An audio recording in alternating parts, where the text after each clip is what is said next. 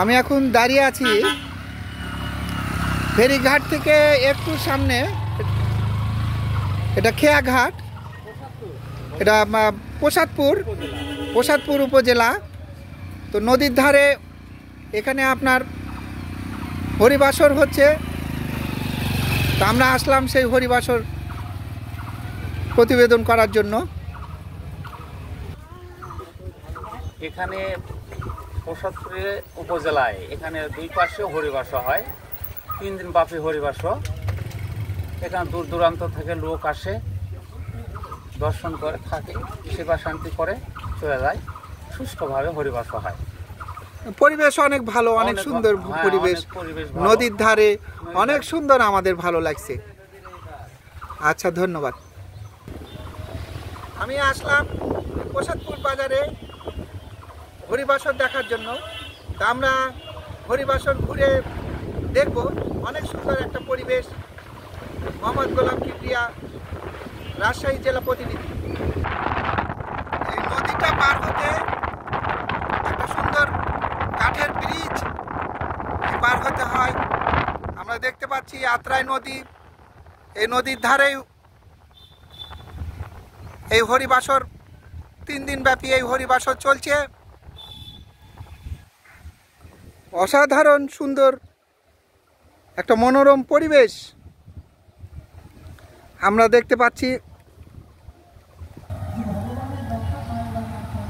আমরা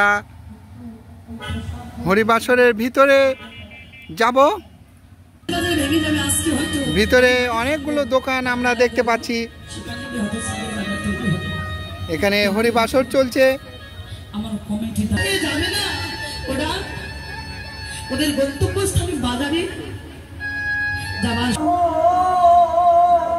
আমরা দেখতে পাচ্ছি যে হরিবাসর চলছে।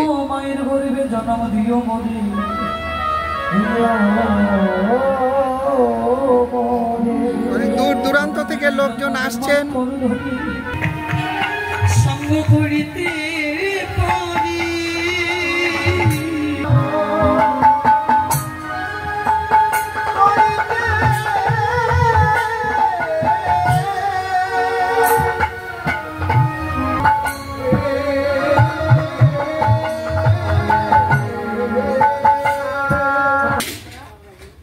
এখানে রান্না চলছে।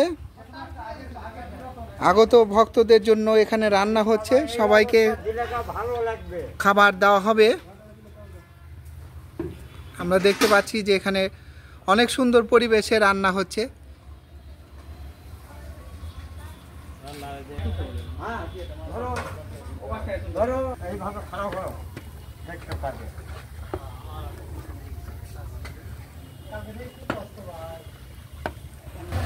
তাই আপনার সবাই, আপনাদের কাছে আমার চাইবার মতো কিছু নাই। প্রথমবার কিন্তু তুমি ভেবে রাখো, তুমি ভগবান শিব মন্দিরে 26 বছর থেকে সত্যি আমরা যজ্ঞ অনুষ্ঠান করে থাকি।